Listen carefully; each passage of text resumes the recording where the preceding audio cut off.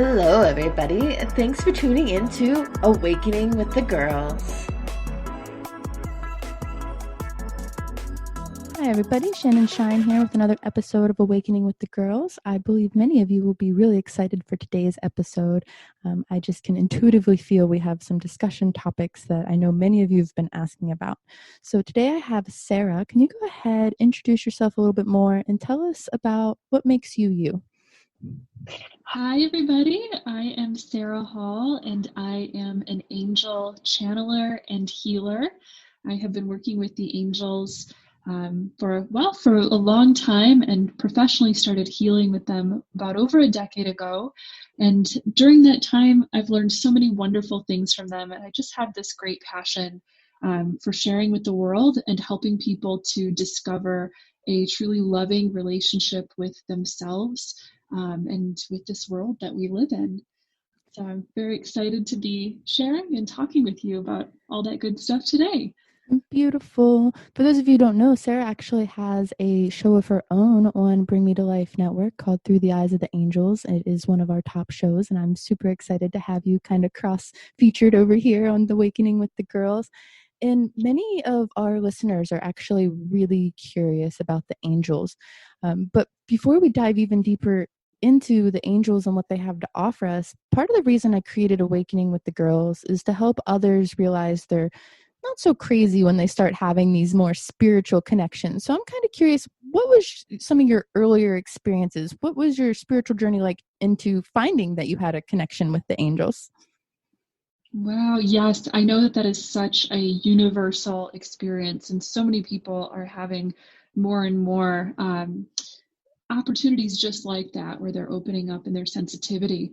I had a few different waves, I would say, of adjusting to the level of openness that I have in connecting with spirit. And the first was actually when I was very, very young. I have lots of memories of being very young and being very, very spiritually intuitive and perceptive. For example, seeing energy and that kind of thing, communicating with beings that, according to the regular thinking weren't really, there, but later I found that they were guides or angels and that kind of thing. It started to quiet down a lot after early childhood, which I think is really common for a lot of us who experience high sensitivity, because of course we're taught at some point down the road that that's maybe just in your imagination, or there are different things that you need to be focusing on. The next wave occurred to me when I was actually in my teen years. So for me, I had a lot of these things happening quite early on in life. And the overarching experience that I had as my sensitivity was awakening at this early phase was really, really, really, really high sensitive awareness of other people's emotions and feelings. I do identify as an empath, as I know that so many of you listening probably do, and so many of the people that I work with personally do. And that sensitivity at a time was kind of overwhelming.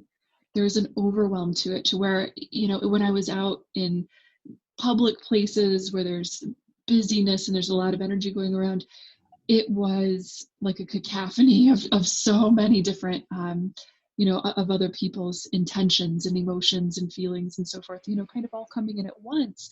And so I had to really learn, with feeling all of this energy, not to allow myself to end up going on a roller coaster ride, an energetic spiritual roller coaster ride, from one person's experience into the next, going into all kinds of different vibrations and just taking them on again as if they were my own. Now, also during that time, I was also having more experiences in which I was communicating with the spirit plane directly. I had some of my first major encounters, with the angels and with channeling, at that age too. So that also was kind of contributing, I would say, to this feeling of intense overwhelm. And, the thing I found at that time was that my sensitivity, it spread into all areas. So it wasn't just in the social realm of my life. It wasn't just in the emotional realm. It was everywhere. It was spiritual, it was emotional, it was social and relationship oriented, and it was even physical. The point where my body wanted certain foods, a certain level of care in order to help me to hold and maintain a grounded place in the new, I guess, vibration, you could call it, or state of consciousness that I was being called to hold in my life. And I guess generally I credit grounding, as one of the biggest, most major and important things that has helped me to adjust with my continually, sensitizing and awakening consciousness, because I think we're all probably on a journey where that, awakening, that growth and that expansion is just going to keep happening for the rest of our lives. Yes, you'll get more stable with it, but I think that it's always sort of there growing, in my opinion. Definitely. So you said that you were having kind of this deeper connection with the spiritual realm. And it seems like we had a very similar experience, because I had a connection with angels when I was very young. Then it kind of faded off as I grew a little older, and then came back in my teenage years. And in my teenage years, I had this struggle, and I know I've dealt with many clients and other people who are diving into connecting with spirit deeper, when knowing the difference between connecting with an angel and connecting with another kind of spirit. Is there any sort of triggers or signs, or even a feeling that you get that kind of differentiates those kind of connections? Or what would you tell somebody who's trying to figure out this spirit connection? Absolutely. I actually struggled a bit with this when I was in my teens, and that the psychic factor really started to wake up and do a lot of things at that time. I think, as maybe a typical teenager would, I found it very intriguing and very interesting, that this intuitive, interesting stuff was, kind of waking up the psychic stuff. So I chased after it. I didn't know what I was doing. My friends and I had, seances, or I'd, just read something on the internet and try, opening my third eye or whatever. But the thing is that I didn't really do this from a place of kind of understanding exactly what was going on, exactly how energy works, or exactly what I was opening myself up to. Mm-hmm. And it was absolutely a time where I was opening myself up to energies that were not useful, maybe not even always friendly, kind of energies.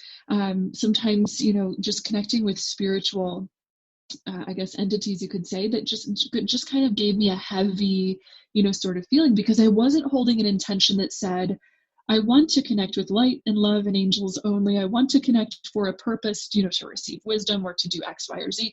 I was just saying, I'm curious. I want to open up and see whatever's there. And since it's like your third eye or your spiritual senses are like an antenna, like in a radio antenna, that you can open up to a whole gamut of different channels. And it's as if I was channel surfing, just opening up and moving the dial along and seeing where there would be a kind of connection.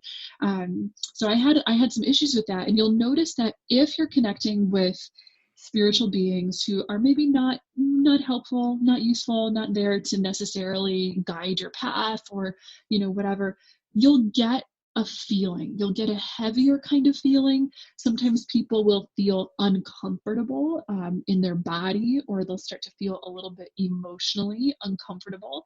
The energy will also feel very changeable and turbulent, so that the energy or the vibration is moving around, it's changing, it's unstable. Likewise, the messages will be inconsistent and kind of unstable. So you might ask a question like, what should I do next on my path? Where an angel is always going to give you a really comfortable, warm, safe stable feeling and a stable, consistent answer that always takes you towards the same kind of path that always seems to resonate with what is healthy and good for you. There can be other spiritual entities that might say one thing one day and then a completely different thing the next minute, so it can be guidance that's just all over the map. It's distracting and it's just meant to gobble up your attention. That's all that there is.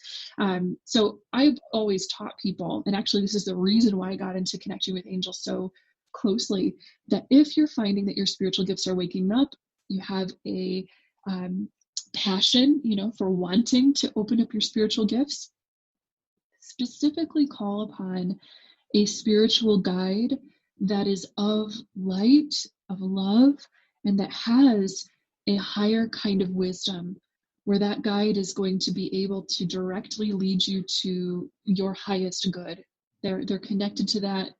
They are beings that purely love you and are only invested in caring and supporting for you from a place of love.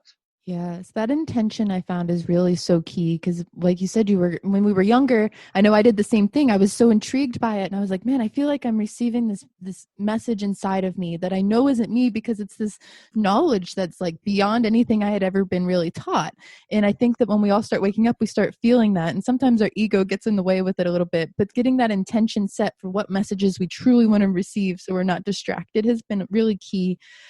Something else that I was taught about the angels was that they like to, or prefer, or maybe even need permission to really take action. Maybe not in like a saving of the life sense, because they're there to protect you, but when taking action in day-to-day life, they kind of need permission. One of the things that I learned, even kind of listening to your podcast, one day I was listening and I was searching for something and I was like, man, why can't I like find this thing? I have all these spirit guides, all these like tools, and people say that psychics should be able to find all these things, and I'm always losing stuff. And you mentioned like right in that moment that I was listening to the podcast that Chamuel is like one of the angels to help find things. So I was like, okay, Chamuel, I give you permission. Help us find it. And then we found something that we had been looking for months. I just had to give him the permission to be like, okay, here it is. Yes, that's so exactly true. And that's how, again, spirits of light and love will always 100% respect, honor, and uplift your free will choices. So yes, you have to make a free will choice that says, I want to connect with the spirit world. Yes. And I give my spirit guides permission. Yes. To kind of come in and work with me. I've also noticed as well, this is something that I sort of learned a particular detail of this more specifically recently, was that the whole of the spirit world, so the whole spectrum of all the different kinds of energies or beings that you might be able to connect with on the other side, all respect free will. All of them, have to operate based on free will. And so that means even if you feel like you're getting psychic attack from a lower, maybe spiritual presence, your free will still has the power to say, no, I will not connect with you. I will turn off this radio signal. I'm turning the channel and you cannot come in. If where your will is strong and where you're choosing that, free will must be, answered to at the end of the day, almost as if it's like a law of physics when it comes to this realm of consciousness and spirituality. Do lower or ego-based, maybe we could say, beings respect and honor free will the same way that angels do? Maybe not always. Maybe they'll come and try to tap on your shoulder and knock on your door and get attention even if you've already said no. But again, if your will is strong and you believe it and you anchor it right in your belly and you say, this is what I want to connect with and this is what I don't want to connect with, then your will absolutely be done. So yeah, that intention thing, as you mentioned, is so powerful. Indeed. So you mentioned kind of having that power to say no. If somebody's struggling and they're kind of struggling even finding their power, and they're looking for a practice or anything to help them feel more protected by angels so that they're not psychically attacked or spiritually attacked in some way, do you have any sort of advice for them? Absolutely.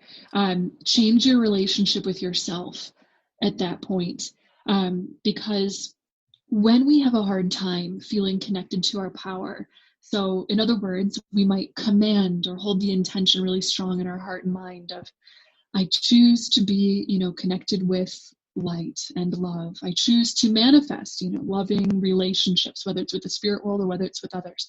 And then we find that we're faltering with that, or we're struggling to make that happen. What that essentially means is that there is a piece of the self somewhere that maybe doesn't fully believe that, doesn't believe that you're worthy, doesn't believe that you're deserving, doesn't believe that you're powerful. So this is the point at which you've got to change your relationship with yourself and go into your deeper beliefs about who you are and what you are capable of doing. And I have found that the single most powerful, strong thing that we can do in awakening our true power, our true spiritual empowerment, is removing any beliefs within the core structure of our consciousness that limit us. Any beliefs that say, oh, who am I to be powerful? Or, I'll be powerful when I am popular or successful or have money, or, those kinds of limiting thinking.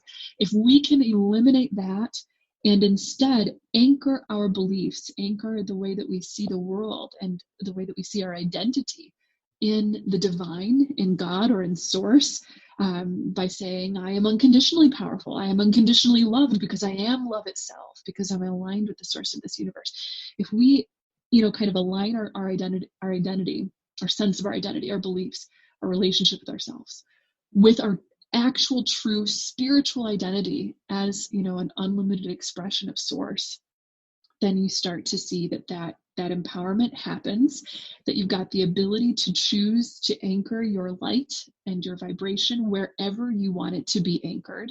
And I highly recommend to people that as they're practicing that growth and healing in your relationship with yourself and the world, to practice grounding every step of the way. So if you come to a point where you find a really powerful shift, a revelation in the way that you're seeing things. I've removed this thing that before maybe stood in the way of my self-love, and now I love myself all the further because of it. And my belief in self-love is more maximized, more prioritized, more the biggest leading value in my consciousness.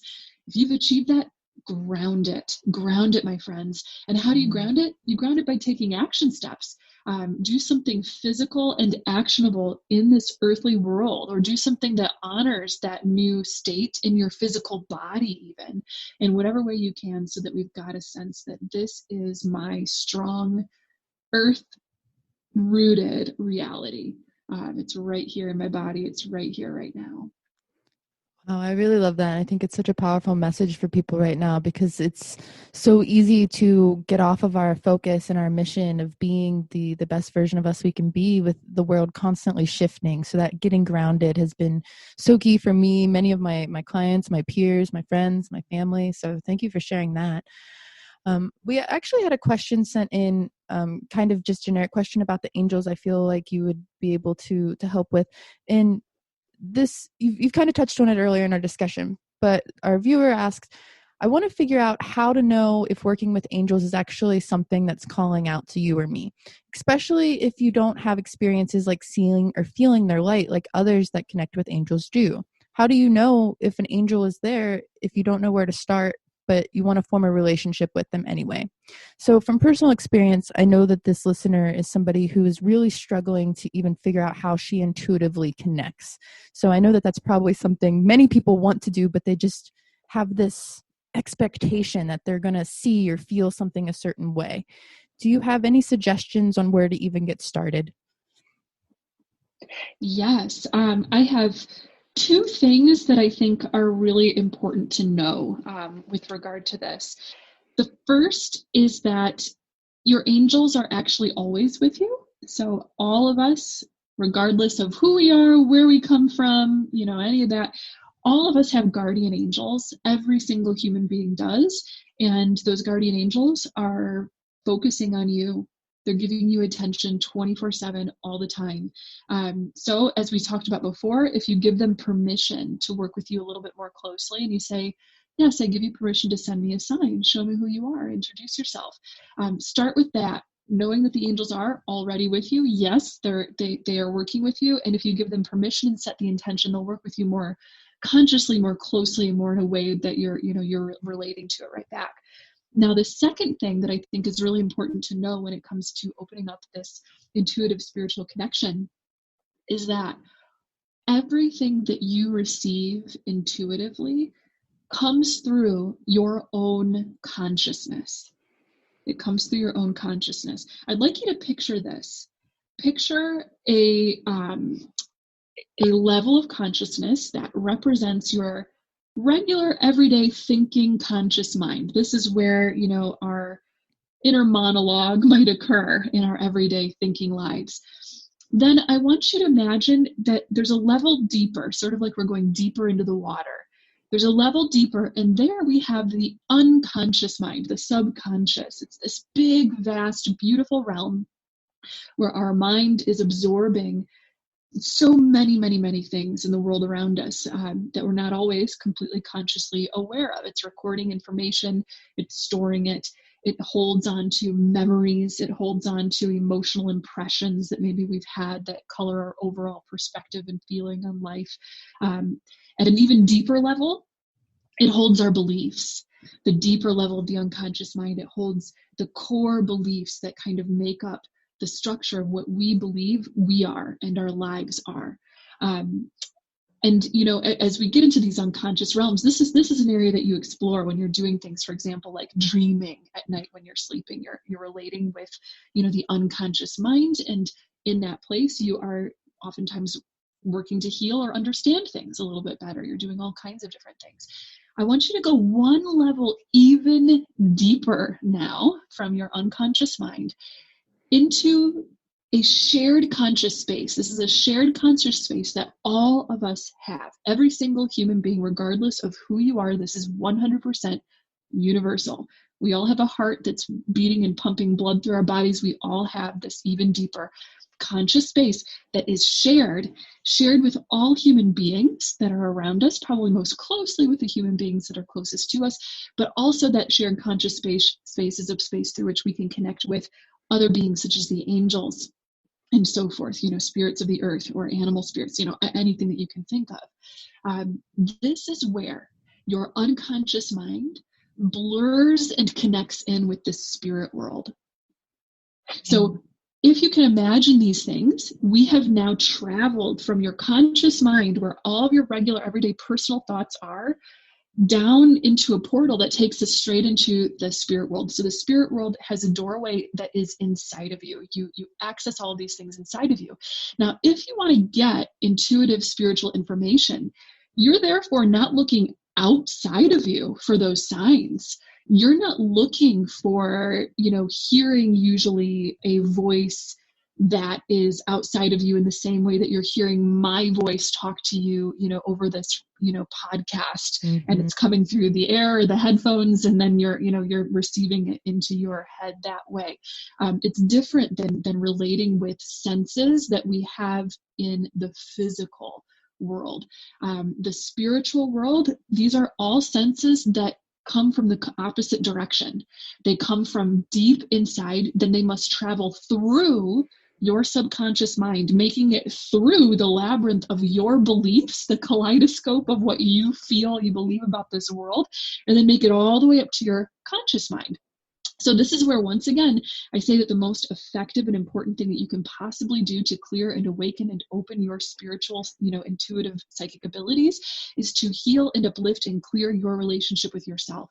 Because if you are carrying things in your unconscious mind that make it cumbersome or heavy, for a spiritual message to get through, such as, I don't believe in those kinds of things. So it's going to get trapped, and it's never going to make it out of your unconscious mind and into your conscious mind that way. But if you plant in things that, let's say, for example, pave a road from the spirit world, from that shared conscious realm, up through your unconscious mind and into your conscious mind, beliefs that pave a road such as, I believe that I am profoundly psychic. I believe that we have a shared, unified consciousness with all that is, then that helps to create a much easier pathway for those messages to easily navigate their way to your conscious mind. And that's the only difference between someone who is, let's say, for example, a really skilled and practiced psychic. Okay, they've taken a lot of time to pave that road that goes through themselves, and they know how to relate with their unconscious mind that way versus any regular person, because we can all do this. If we've all got the same stuff, the same ingredients inside, the same ability to connect with this spirit world, then we can all be psychic, we can all be spiritual, we can all be connected to these, higher levels of consciousness. It's just a matter of working it out and clearing a way forward for it to happen. I love it. I love how elaborate you've been able to create that visual for people, because it is something that you kind of build upon the skills with. It doesn't just happen instantly. I know when I first started connecting with angels, it was more of a feeling of just knowing they were there. I started collecting feathers as a child, and I had messages. And I do remember one very dominant meeting when I was like 4 years old. There was an archangel, and I believe now it was Michael. He told me it was Michael, actually. And I connected with them, and they basically warned me about my mother passing. And I believe he had Gabriel there with him, but I had my first kind of contact with the angels through Michael, and he was protecting me and giving me a warning. And then I tried to explain that to my family, and I feel like their fear almost put that block there for me, because they put this expectation in me that sharing those stories wasn't safe. And I want to talk about that in a minute, how to like be able to embrace your power and accept that not everyone has to believe your messages, that they're for you. But you mentioned about how once you kind of activate that connection, you can work with it deeper. I went from kind of feeling them around to I could kind of hear them, but not in the same sense as I was having a conversation with them, because it wasn't like I had to wait for them to finish speaking. It was just I knew what the thought was that they had. And I started to realize that, oh, this is kind of almost telepathic. And for me personally, since I'm a visual person, I almost see them, but not like they're standing there with me. Again, it's in my mind, in that kind of subconscious space that you were explaining to us. And I noticed that when I start kind of connecting with them, and I do take a second to kind of fully get the download, I find myself almost like looking or feeling in different directions around my body. And I've built a deeper connection to Archangel Michael being to my left. I have Archangel Raphael to my right. Metatron's behind me in case I need to push forward in time or behind in time. He likes to kind of control the time realms from my perspective.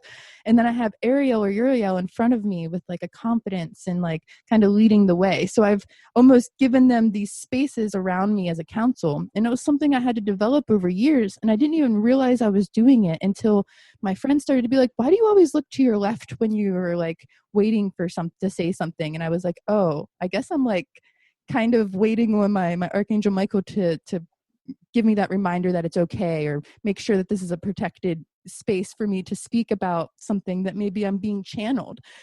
So it is very interesting how we all have these different unique connections. And I know that that's something that's been very personal to me. And I've heard other people connect with angels kind of being in different areas around them. I'm curious on your personal connection. Do you feel them? Do you see them? Do you hear them? Yes, I love that you brought that up, because it's totally true. Every single person has a very, very unique language that your angels and guides will establish with you based on your personality and what's already in your, subconscious mind. So I think that the largest thing that I get nowadays as I connect with them is what people call claircognizance. And that's where people get like just a block of energy that feels almost like it's downloaded into the mind. And then we just start to access it and speak from it. And then all of a sudden the words just sort of start tumbling forward. And there's all this information that's just sort of right there at my fingertips. Mm-hmm. I do also get sometimes little images that help me. Usually they'll just give me one or two little hints that help me kind of anchor in to something very specific and whatever they're downloading to me at that claircognizant, kind of level. So for example, I might be unpacking a message that came forward, and I'm talking and I'm sharing whatever it is as it comes to me. Then the angels might show me a symbol in my mind. They might show me, for example, a really vibrant color blue, which in my specific language with the angels, sometimes this often represents protection or purification. So I'll get a sense of that based on these little things. I'll also sometimes get little words I'll hear in my head, so not outside of me, but in my head. I'll hear one word, or two or three words that helps me to go, oh, okay, and then I'll unpack another little piece of whatever the download is when I hear them kind of say that, so that helps me stay on track. And then I would say in my everyday regular life, so you know a little less when I'm channeling, but a little more in my regular everyday life, I'll get the feelings, like, physical feelings when I'm sensing another person's emotions. I always really do, and I think this is healthy, you guys, try to kind of shut those senses down and ground and just stay on my own journey when I'm in my everyday interactions, and just open up my intuitive senses when I'm specifically intending to work with someone and help someone, or get a message for myself or something like that. But I've found that I think everyone has all of the clairs, as sometimes we call it, so clairsentient, clairvoyant, clairaudient, and so forth. It's just that one is going to fire the rest of the engine a little bit more strongly than the others. And for me, it seems like it's that claircognizant. It just comes in as pure thought, and the words just start going for me when I connect. So yeah, and there's one other little thought that I had that I thought was really maybe a good thing to kind of say as well, with some of the things we've been talking about with all of this. You and I, Shannon, have both had the experience of having some spontaneous, natural experiences of just having our angels or our guides reach out and communicate with us, having a vision or receiving a message, from a young age, and that kind of thing. Not everybody has that experience, but that doesn't mean that you're any less capable of being, psychic, or of developing a relationship with the angels. The only reason why, some people might develop that a little bit sooner, a little bit more spontaneously than others, is usually because of what's written in your soul purpose or your soul contract.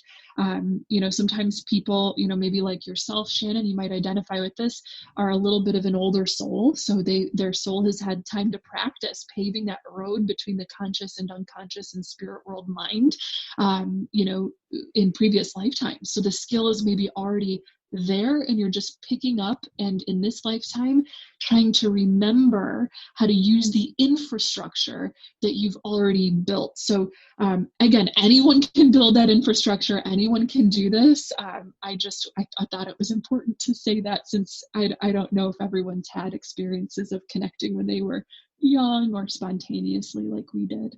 Very true. And I know that many of our listeners probably haven't, and that's why they are searching to figure out what their relationship with angels are.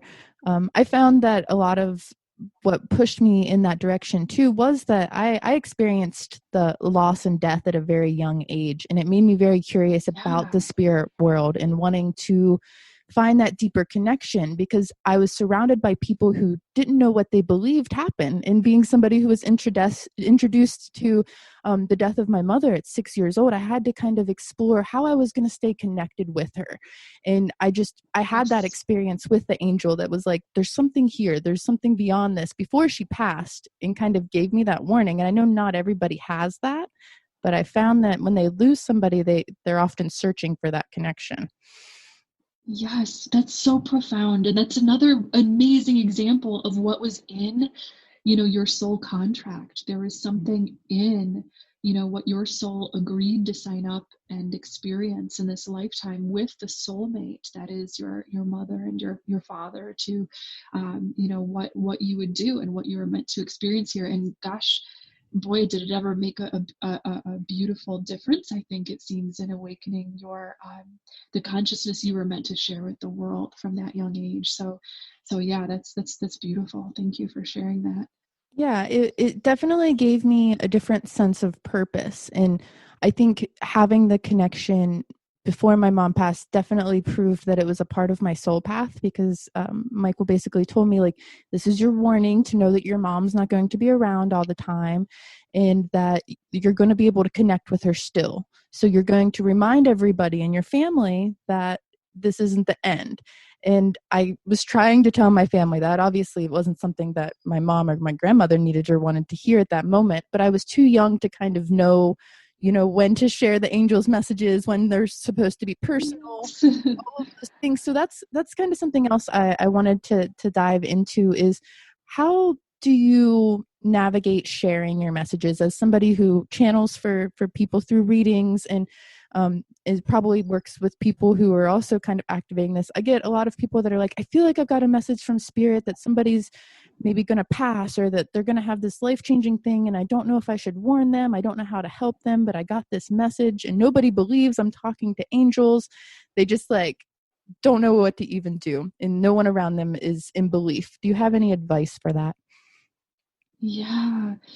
At this stage on my journey, I have found that just respecting exactly where someone else is on their spiritual path is the most important thing that you can do.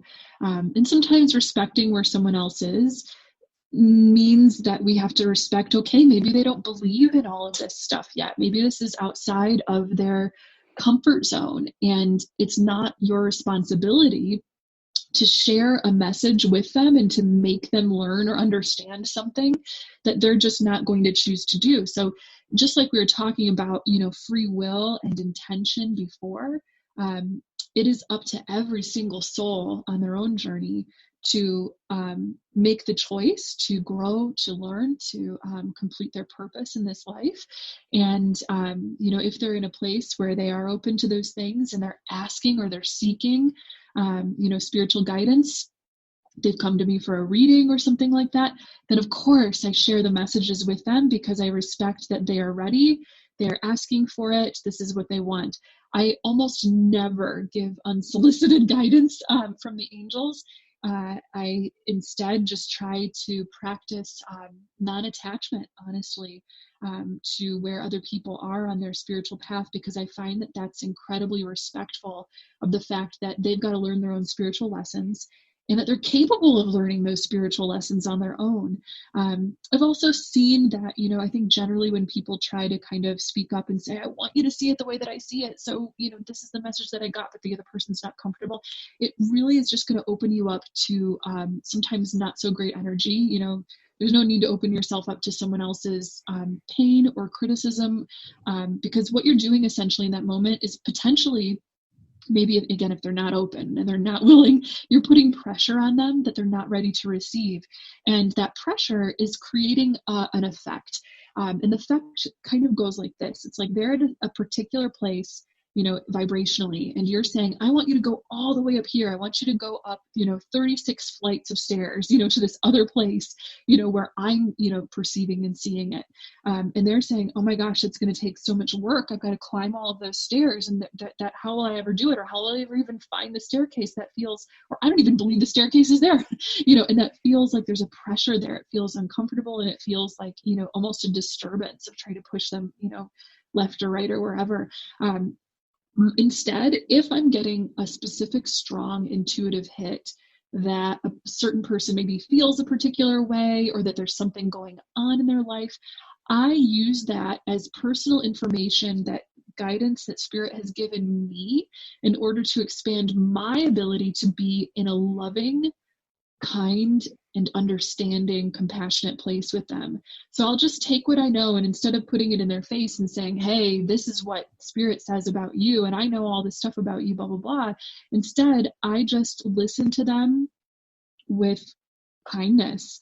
And if they ask for my opinion, I give it to them with perfect kindness and openness, and just use that information to respect them, honor them, and also certainly, to stay on my own path in an appropriate way too, because I've found too that sometimes when you get intuitive guidance about something that's going on for someone else, maybe it's guidance that's teaching you how to better hold a boundary with that person, how to say, oh, okay, so they're dealing with this difficult emotional thing, so I'm gonna want to maybe not go there into that particular topic of conversation with them, or let them start first and see if they're in a willing or open space, to kind of talk about all of that.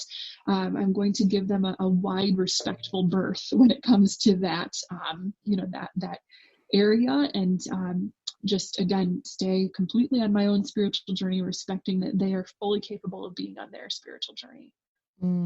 Yes. I like to tell people too, if they're getting like a download about somebody's path or something and they feel deep connection to it. Again, like you said, it's a message for them to kind of be able to show up better. Maybe they need to reach out to somebody and just kindly say hello and hold space, and not necessarily tell them this full download out of nowhere.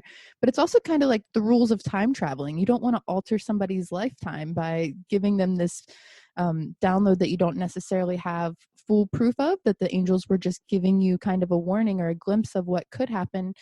And when you've kind of put in certain perceptions in people's minds, it's kind of like that law of attraction too. You shift their timeline. So unless they're asking for it, you're kind of invading that free will, and planting something in their mind. So I like to use the time traveler's guidebook of not to alter somebody's future unless they take that permission or give that permission. Yeah, I like that. I like that way of thinking about that. That's really nice. So I would like to kind of dive into the angels a little bit deeper on what some of their specific strengths are. So I know that different angels, like people, have different strengths and different things they prefer to be called upon. Another thing I wanted to mention was earlier you were talking about senses and how people might have stronger ones. It's just kind of like our own personal five senses. Some people might smell strong or smell better than others. Some people might see better than others. So how you connect with them is a little different than each person. But how the angels are able to show up for us may be different too. So, for example, I like to call in Archangel Michael when I feel like I need protection. What are some of the angels you call upon for maybe protection and strength and confidence? Yes, I love, just like you, calling on Archangel Michael for that. Archangel Michael has often been, I think, just like you, one of my number one guides. So he's just really, really great. For a great number of things, I think he kind of likes to guide people very closely in all kinds of areas of life. But yeah, generally for staying pure and clear and kind of unattached from energies that don't serve you, Archangel Michael for sure. Keeping you feeling protected and safe and whole, Archangel Michael for sure. Another angel that I like to ask for guidance on that as well, for that strength, is Archangel Ariel, who's been showing up so much for me lately. Ariel is the angel of courage and bravery. And there is just this really great sense of inner strength that I get, like a sense of initiative and drive, and I'm gonna do it. I'm gonna be bold and put myself out there. When I have Archangel Ariel around me, so that's another angel that I really love for that particular topic. But yes, it's great to know, kind of who to talk to, for specific things that maybe you need, and then to see who shows up, when you're calling on guidance for something specific in your life. Yeah, it's like friends. Certain friends are better at handling certain situations than other. They all love you the same. They all want to be there for you. They just have different strengths on how they can help and show up. So Yeah. I like to so I know earlier you mentioned colors too. You said that you see like a deep blue for that protection, and I usually see like that indigo blue purple for like Michael's energy too. For me, when I call in Ariel, I see like a deep gold, almost yellow color. Do you feel any energy color kind of connected to her at all? Yes, I too get a warm kind of golden color. I also will get sometimes a really bright orangey pink, like a sunset. So that, like, it kind of is in a theme. There's like the gold and the pink, like at sunset time, that I get. And that just feels like it's a fiery passion, kind of energy that makes me feel really strong. I totally get the blue around Archangel Michael as well. And it's cool because sometimes that energy, it feels really purifying, just like Michael's presence is very purifying, clears lower attachments, right? And is protective because it's really purifying like that. And blue also happens to be a color that people feel associated with, for example, the throat chakra, which is where we connect with the energy of communication and truth. The truth is an energy that is very purifying, because when you're connected to truth, you're essentially connected to the divine, to God. And when you're connected to God, there's no contradictions that stand before God, really. So, the lower energies, or energies that don't serve you, when truth is present, it kind of clears those things. So that blue energy, I kind of associate with all of those things. And it's, oh my gosh, I call on blue energy all the time. It's one of my favorites to work with. I love that. Another angel that I worked closely with that I resonate a color to would be the green of Archangel Raphael. And I got deeper connected with Raphael when both of my grandparents went through some deep health issues, and we spent a lot of time in the hospital. And I found myself waiting in the waiting room as a child and just feeling these waves of just green surrounding me. And I remember my favorite color became like light green or like lime green as a teenager when this was all happening. And I would just feel this deep glowing and healing kind of around me to kind of protect me from what was happening because there was so much emotion. So I know that you work closely with Archangel Raphael as well, but are there any other angels that you want to give a shout out to and what their strengths might be? Yes, I love that question. And yes, totally. I'd love to connect with Archangel Raphael. And for anybody who's listening too, I think Shannon, you gave such a cool example of this. If there's a time in your life where you're feeling like you've got a particular favorite color, like you just find yourself reaching for, clothes in your closet that are that color, and you pick that color when you're doing other things, it's likely because that's the energy that's kind of needed, or that is naturally being drawn around your aura, around your energy center. And maybe even that there are spiritual beings who are connected to that ray of light in the spectrum of spiritual light, who are working with you too.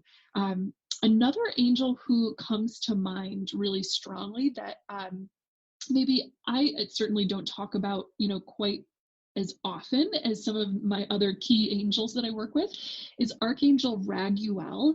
Archangel Raguel is an angel of friendship and relationships, but also an angel at a much deeper level who helps us with karma, helps us understanding karmic patterns, and maybe karmic relationship experiences where we've got shared learning experiences with other souls in our lives.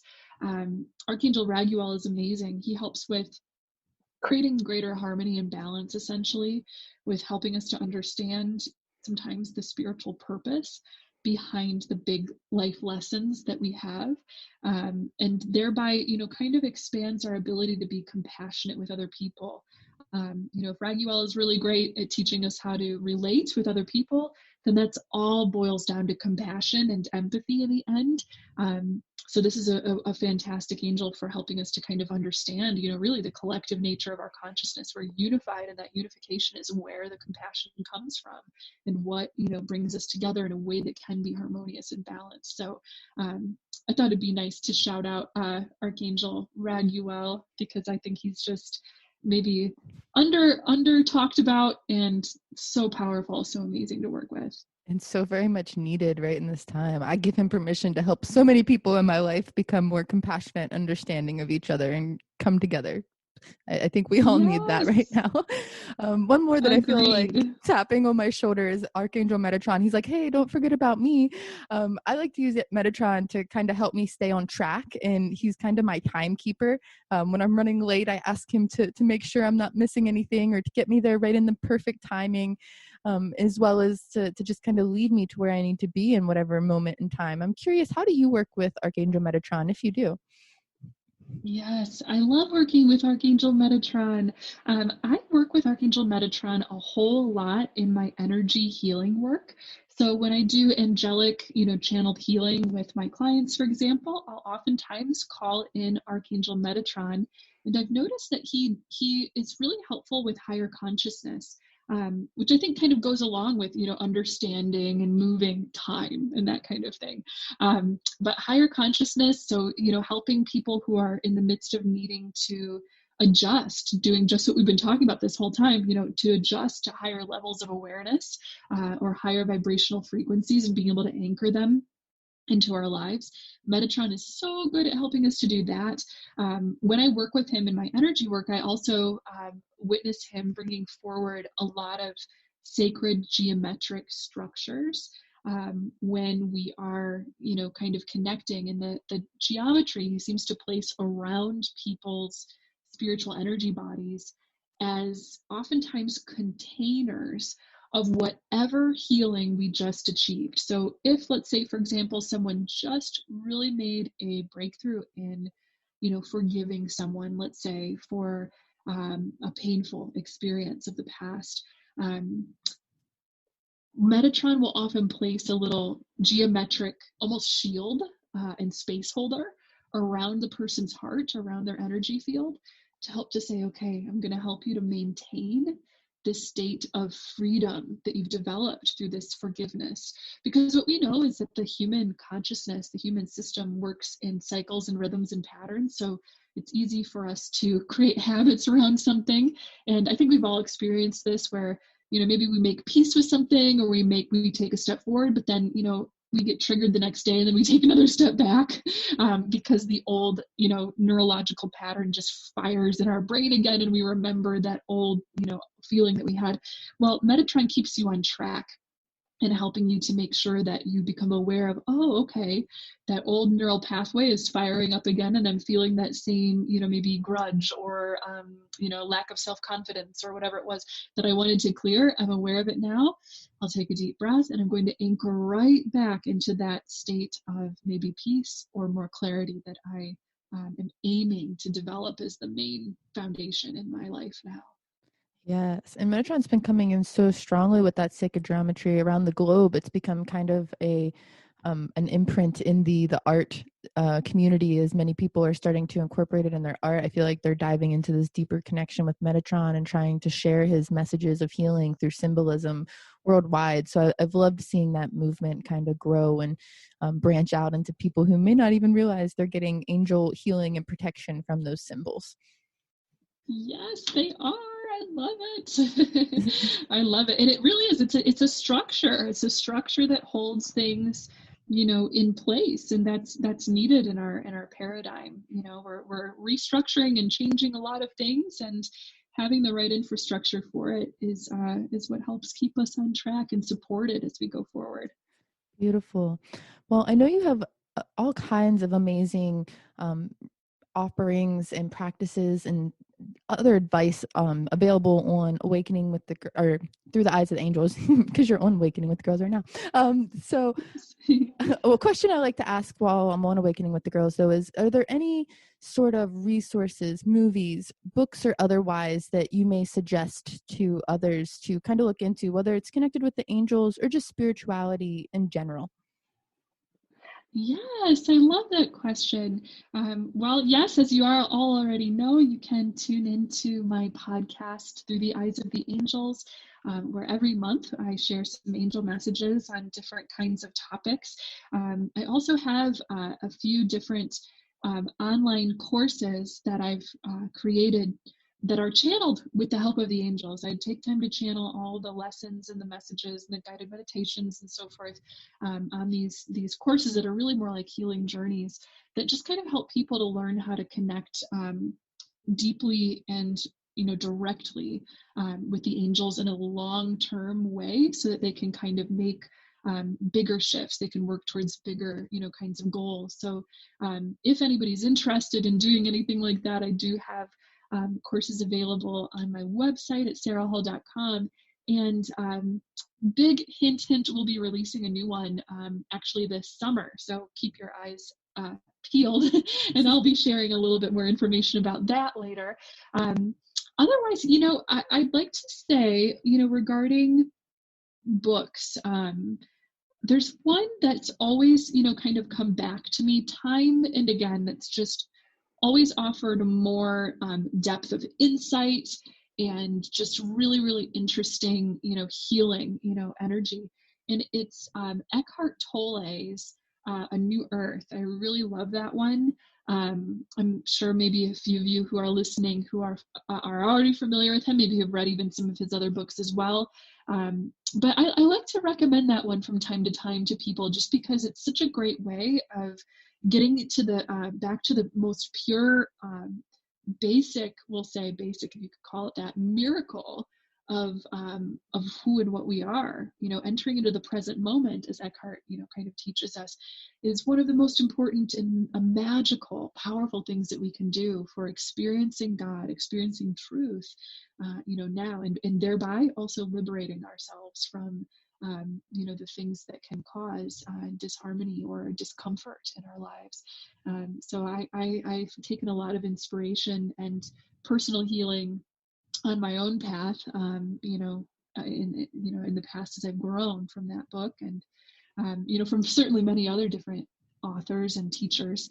So I'm glad that we all share those things together, and I hope you'll all just keep learning, keep growing, keep discovering, keep looking at what's out there and feeding the support of your growth during this time. Yay, so many great recommendations. Thank you so much.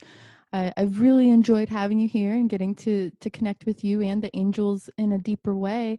And I would love to have you on another episode if you ever feel guided to do so. But until then, how can people find you in the interwebs? I know you mentioned sarahhall.com.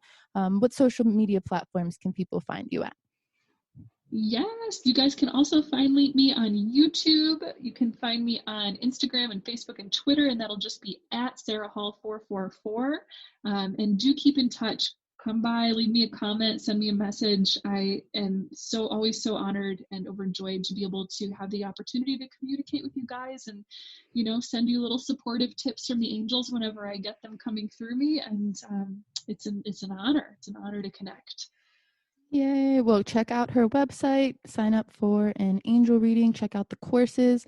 You can again find Through the Eyes of the Angels also at bringmetolife.com with the number 2. And I've just really enjoyed today. So I'm again really grateful that you were able to be here, Sarah. Thank you for all of your good vibes and useful information to help us connect deeper.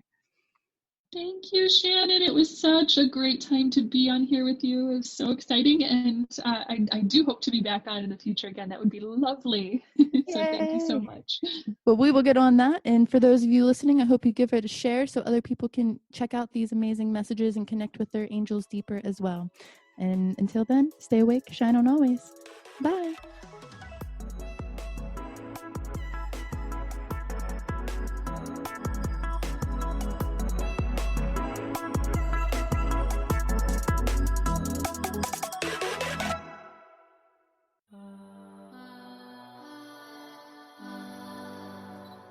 Thanks for shining on with us.